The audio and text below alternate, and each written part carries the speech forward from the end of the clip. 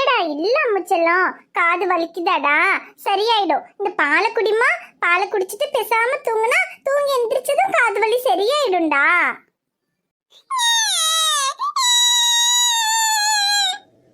டேய் நீ எதுக்குடா அதே அழற? பாப்பா காது வலிச்சிட்டு அழுகுறா, உனக்கு என்ன ஆச்சு? நீ எதுக்கு அழுதுட்டே இருக்க?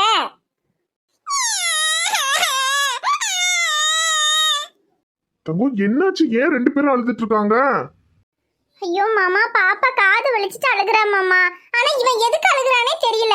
அவ அழுகுறத பார்த்துட்டு இவனும் அழுதுகிட்டு இருக்கான். ஐயோ என்ன தங்கம், அம்முக்கு காது வலி இன்னும் சரியாகலையா? கன் ஷூட்டிங்ல பண்ணா கொஞ்ச நேரத்துல வலி சரியாயிரும்னு நினைச்சனே. ஐயோ மாமா, வலியெல்லாம் சரியா இருந்திருக்கும் மாமா. ஆனா இப்ப அவ கையெல்லாம் காது கிட்ட தலை கிட்ட எல்லாம் கொண்டு போக ஆரம்பிச்சிட்டால, அதனால சும்மா காதை பிடிச்சு இழுத்துக்கிட்டே இருக்கா. அதனால அது சரியாகவே மாட்டேங்குது மாமா. பேசாம விட்டா கூட கொஞ்ச நேரத்துல வலி சரியா இருந்திருக்கும். ஆனா எங்க விடுறா? அது கொஞ்சம் வலிக்கிற மாதிரி இருக்கவும் கையை கொண்டு போய் காதை இழுக்கிறா. அப்புறம் எப்படி மாமா சரியாகும்? ஐயோ இதுக்குதான் அம்மா அப்பவே சொன்னாங்க, 28வது நாளோ இல்ல 40வது நாளோ காதை குத்திரலாம். ஏன்னா இப்ப பிள்ளைங்க கைக்கெல்லாம் அசைக்கிறதுக்கெல்லாம் ஆயிருக்க மாட்டாங்க, அது கொஞ்ச நேரத்துல சரியா போயிடும்னு. நான் தான் சரி, குழந்தைங்க வெயிட் வேற கம்மி, சும்மா நம்ம அவங்கள இவங்கெல்லாம் வீட்டுக்கு கூப்பிட்டு ஏதாவது இன்ஃபெக்ஷன் எல்லாம் ஆயிருமோன்னு பயந்துட்டு தான் சரி கொஞ்ச நாள் போகட்டும்னு இருந்தேன். ஆனா இப்ப இப்படி ஆயிடுச்சு தங்கம். சரி நீ ஒண்ணு பண்ணு, ஒரு நாள் 2 நாள் விட்டா கூட அது சரியா போயிடும். நீ 2 நாளைக்கு அவளை தூக்கி வச்சுக்கிட்டே இரு, அவ கைய காது கிட்ட கொண்டு போகாம பாத்துக்க, அப்ப அது தன்னால சரியாயிரும் தங்கம். மாமா நானும் அதை தான் மாமா பண்ணிக்கிட்டு இருக்கேன். ஆனா இவன் எங்க மாமா விடுறா? இவளையே தூக்கி வச்சுக்கிட்டு இருக்கவும் அவனும் தூக்கணும்னு சொல்லி அழுதுகிட்டே இருக்கான். சரின்னு அவனை தூக்கலாம்னு இவளை கொஞ்ச நேரம் கீழே படுக்க வச்சா உடனே கையை கொண்டு போய் கம்மலை இழுத்துறா. திரும்பவும் வலிக்க ஆரம்பிச்சிருந்தா அழுகுறா. அப்புறம் அத்தையோ அம்மாச்சியோ யாராவது எடுத்தா கூட இவன் போக மாட்டேங்கிறான். நானே தூக்கணும்னு அழுதுகிட்டு இருக்கான்.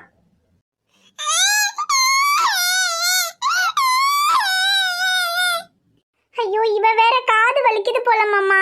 சரி இந்த பாலை கொஞ்சம் கொடுத்து தூங்க வச்சுட்டேன்னா அப்புறம் கொஞ்ச நேரம் தூங்குவா, கொஞ்சம் வலி சரியாயிடும்னு பார்த்தா இவ பாலையும் குடிக்க மாட்டேங்கிறா.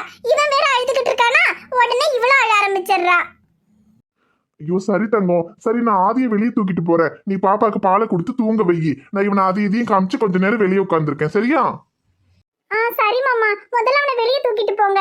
அவன் அழும்போது இவன் இன்னும் எச்ச அழ ஆரம்பிச்சிடுறா. சரி தங்கம், நான் தூக்கிட்டு போறேன், நீ அவளுக்கு பாலை கொடுத்து தூங்க வை.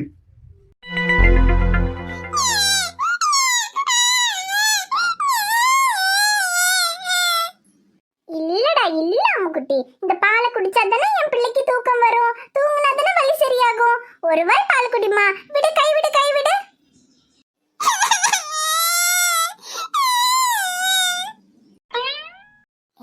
என்னத்துக்கு இந்த நண்டி கத்திக்கிட்டு கறக்கு? ஏடி மருமவளே. என்ன அம்மாச்சி? எதுக்கிட்டி இந்த பிள்ளை இப்படி அழுதுகிட்டு கிடக்கு? அம்மாச்சி நேத்து காது குத்தணும்ல, அதான் காது வலியில அழுதுட்டு இருக்கா. அது சரி, கையை கொண்டே காதுல வச்சு இழுத்துக்கிட்டே கிடப்பாளா இருக்கும். இங்க பாரு, கொஞ்சோண்டு தேங்காய் எடுத்து தடவி விடு, அது சீக்கிரத்துல சரியா போயிடும். சரி அம்மாச்சி. அப்புறம் அவனுக்கு முடி வேற நிறைய கிடக்கா இல்லையா, காது கிட்ட இந்த முடியெல்லாம் படும், அவனுக்கு வலிக்கத்தானே செய்யும். அது தூக்கி நல்லா 2 குருமியை போடு, அப்ப பின்ன காதுல முடியெல்லாம் படாது, அப்ப வலியெல்லாம் சீக்கிரம் சரியா போயிடும். சரி அம்மாச்சி. ஐயோ என்ன புள்ள வளர்க்குறாவோ, ஒன்னும் தெரிய மாட்டேங்குது. எல்லாம் இந்த வீட்டுல நான் ஒரு பெரிய மனுஷி இருக்காங்கிறதுக்கு சொல்லித்தரேன், இல்லைன்னா இதெல்லாம் என்ன பண்ணுங்க.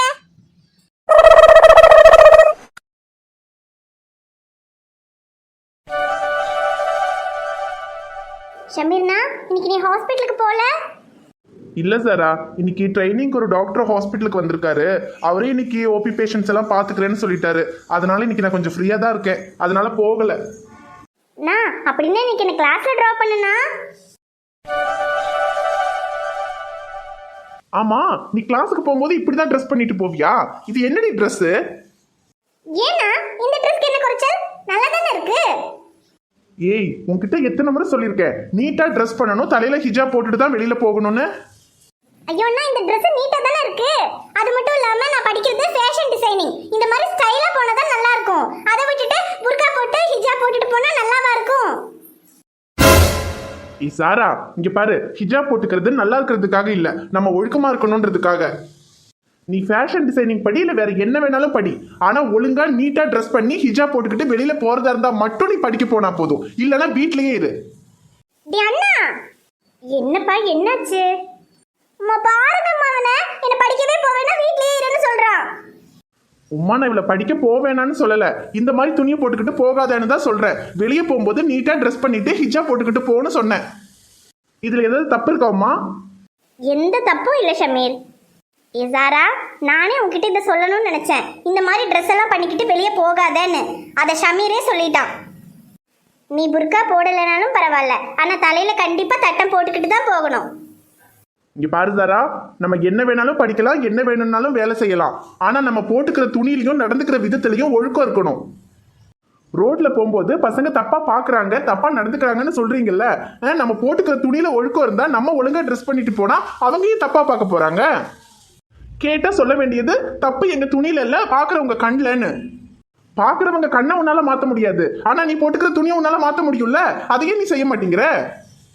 இங்க பாரு சாரா, இதுக்கப்புறம் இந்த மாதிரி துணியை நீ போடுறத நான் பார்த்தான்னு வச்சுக்க, கிழிச்சு வீசிடுவேன் சொல்லிட்டேன். ஒழுங்கு மரியாதையா போய் நீட்டா ட்ரெஸ் பண்ணிட்டு ஹிஜாப் போட்டுக்கிட்டு வா. சரியா சொன்ன ஷமீர். இங்க பாரு சாரா, ஒரு அண்ணனா உனக்கு சொல்ற எல்லாமே சரி, அதை ஒழுங்கா கேளு. இங்க பாரு ஷமீர், நீ சொல்றத அவ கேட்கலன்னு வச்சுக்க, நாலு போடு, நான் எதுவுமே கேட்க மாட்டேன்.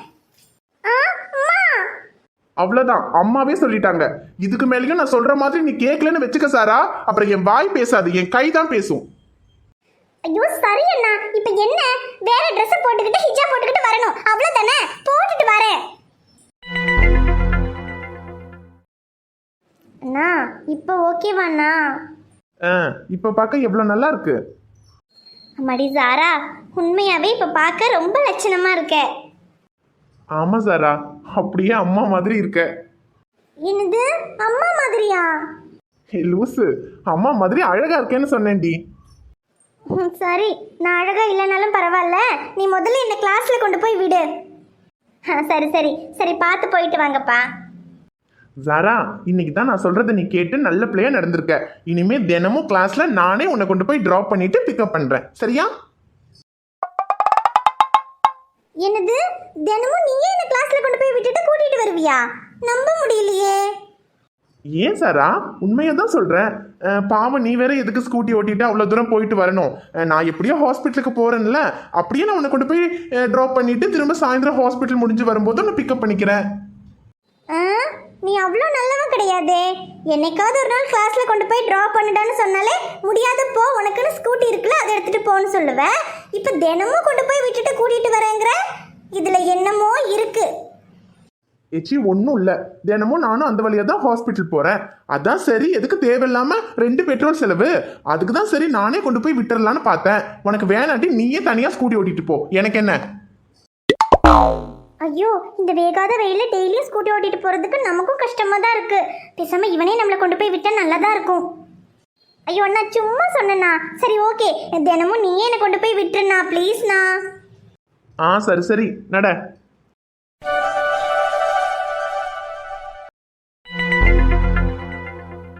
கையல், காலையிலேயே கிளம்பி எங்க போற?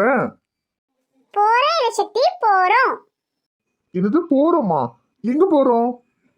என்ன சக்தி, மறந்துட்டீங்களா? நேத்து தானே பேசணும், நம்ம 2 பேருக்கு குழந்தை இல்லைனாலும் பரவாயில்ல, ஒரு குழந்தைய தத்தெடுத்து வளர்க்கலான்னு. ஆமா.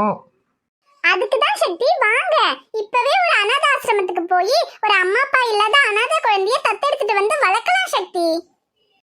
ஏய், என்னடி என்னமோ பூனை குட்டியை பிடிச்சிட்டு வந்து வளர்க்கலாங்கிற மாதிரி சொல்லிக்கிட்டு இருக்க? குழந்தைய தத்தெடுத்துட்டு வந்து வளர்க்கறதுலாம் நீ நினைக்கிற மாதிரி அவ்வளவு ஈஸியான விஷயம் இல்லை கையல். ஐயோ என்னங்க கஷ்டம், ஒரு அனாதை ஆசிரமத்துக்கு போனா ஒரு குழந்தைய தத்தெடுக்கணும்னு சொன்னா அதுக்கு என்னெல்லாம் பண்ணணும்னு அவங்களே ப்ரொசீஜர் சொல்ல போறாங்க. அதுபடி பண்ணி ஒரு குழந்தைய தத்தெடுத்துட்டு வந்து வளர்க்க போறோம். இதுல என்ன உங்களுக்கு கஷ்டம்? அதுக்கு முதல்ல வாங்க போய் அனாதை ஆசிரமத்துக்கு போய் பார்த்தா தானே என்ன ஏதுன்னு தெரியும். இப்படி வீட்லயே இருந்தா எப்படி சக்தி தெரியும்? கையல், ஒரு குழந்தைய தத்தெடுத்துட்டு வந்து வளர்க்கலாம்னு நான் சொன்னது என்னமோ உண்மைதான். ஆனா அதுக்கு நீ இப்பவே வா, கொஞ்ச நாள் போகட்டும், அதுக்கப்புறமா பாத்துக்கலாம் கையல். என்ன சக்தி, எதுக்காக காத்துக்கிட்டு இருக்கணும்? குழந்தை பிறக்குமா பிறக்காதான்ற சந்தேகம் இருக்கிறவங்க தான் கொஞ்ச நாளைக்கு பார்க்கலான்னு காத்திருக்கணும். ஆனா எனக்கு தான் இதுக்கப்புறம் குழந்தையே பிறக்காதுன்னு உறுதியா தெரியுமே சக்தி, அப்புறம் எதுக்காக நம்ம காத்திருக்கணும்? ஏய், அப்படியெல்லாம் இல்ல கையல். அது எதுக்கு சக்தி தயங்குறீங்க? யாரோ பெத்த குழந்தைய நம்ம எதுக்கு எடுத்துட்டு வந்து வளர்க்கணும்னா? சேச்சா, அப்படியெல்லாம் இல்ல கையல். இங்க பாருங்க சக்தி, இந்த காலத்துல குழந்தை இல்லாதவங்க எத்தனையோ பேர் இருக்காங்க. அவங்க எல்லாம் ஒரு குழந்தைக்காக ஹாஸ்பிடல்ல போய் லட்ச லட்சமா செலவு பண்றாங்க. குழந்தையே பிறக்காதுன்னு தெரிஞ்சதுக்கு அப்புறமும் கூட கடவுளை எப்படியாவது குழந்தையை கொடுன்னு கோயில் கோயிலா போய் காணிக்கை செலுத்துறாங்க. ஒரு குழந்தைக்காக கோயிலுக்கும் ஹாஸ்பிட்டலுக்கும் போறவங்க குழந்தை இல்லைன்னு தெரிஞ்சதுக்கு அப்புறமாவது ஒரு அனாதை இல்லத்துக்கு போய் ஒரு குழந்தையை எடுத்துட்டு வந்து வளர்க்கணும்னு நினைக்க மாட்டேங்கிறாங்க. இல்ல யாருக்காவது குழந்தைய தத்தெடுத்துட்டு வந்து வளர்க்கணுங்கிற எண்ணம் வந்துச்சுன்னா கூட இந்த குடும்பத்துல உள்ளவங்க, சொந்தக்காரங்க, பக்கத்துல உள்ளவங்கன்னு அதையெல்லாம் வேண்டாம், யாரோ பித்த குழந்தைய எதுக்கு எடுத்துட்டு வந்து வளர்க்கணும்னு சொல்லி அந்த நினைப்ப கூட இல்லாம பண்ணிடுறாங்க. பிறந்ததுமே அம்மா அப்பாவை எழுந்து அனாதையா நிக்கிற அந்த பச்சை குழந்தைங்க என்ன பாவம் பண்ணுச்சு சக்தி? குழந்தை இல்லாத எல்லாரும் ஒரு அனாதை இல்லத்துக்கு போய் ஒரு குழந்தைய தத்தெடுத்து வளர்க்கணும்னு நினைச்சிட்டாங்கன்னா அப்புறம் இந்த உலகத்துல அனாதை குழந்தைங்கன்னு யாருமே இருக்க மாட்டாங்க. அனாதை இல்லங்களே இல்லாம போயிடும் சக்தி. மத்தவங்க பண்ணல, நம்ம எதுக்காக பண்ணணும்னு தயங்கி நிக்கிறத விட நம்ம பண்றத பார்த்து மத்தவங்க கத்துக்கணும்னு மத்தவங்களுக்கு முன்னுதாரணமா இருக்கணும் சக்தி. எங்கேயோ யாருக்கோ பிறந்த நான் உங்களுக்கு பொண்டாட்டியாவும், எங்கேயோ யாருக்கோ பிறந்த நீங்க எனக்கு புருஷனாவும் இருக்க முடியும் போது எங்கேயோ யாருக்கோ பிறந்த ஒரு குழந்தை நமக்கு குழந்தையா இருக்க கூடாதா சக்தி? எதை பத்தியும் யார பத்தியும் யோசிக்காதீங்க சக்தி. வாங்க சக்தி, போய் ஒரு அனாதை இல்லத்துல இருந்து ஒரு குழந்தைய தத்தெடுத்துட்டு வந்து வளர்க்கலாம். சரி கையல், ஒரு குழந்தைய எடுத்துட்டு வந்து வளர்க்கறதுல தான் உனக்கு சந்தோஷம்னா எனக்கும் அதுல சம்மதம். உன்னோட சந்தோஷம் தான் என்னோட சந்தோஷம். வா கையல், போலாம். தேங்க்ஸ் சக்தி. கடவுள் உள்ளமே ஓர் கருணை இல்லமே, அடைக்கலம் கொடுத்தவன் அருளை பாடுவோம். தந்தை இல்லை, தாயும் இல்லை, தெய்வம் அன்றி யாரும் இல்லை. உண்ணும் உணவும் நீரும் தினம் தந்த தெய்வமே, என்றும் உமக்கே நாம் நன்றி சொல்லுவோம். வணக்கம் நண்பர்களே, எல்லாரும் எப்படி இருக்கீங்க? நிச்சயமா நலமா இருப்பீங்கன்னு நம்புறோம். இந்த வீடியோ உங்களுக்கு பிடிச்சிருந்தா மறக்காம வீடியோவுக்கு ஒரு லைக் போடுங்க. வீடியோ எப்படி இருந்துச்சுன்னு மறக்காம கமெண்ட்ல சொல்லுங்க. வீடியோவை உங்க ஃப்ரெண்ட்ஸுக்கும் ஃபேமிலிக்கும் ஷேர் பண்ணுங்க. சேனலை இன்னும் நீங்க சப்ஸ்கிரைப் பண்ணலைன்னா மறக்காம சப்ஸ்கிரைப் பண்ணிக்கங்க.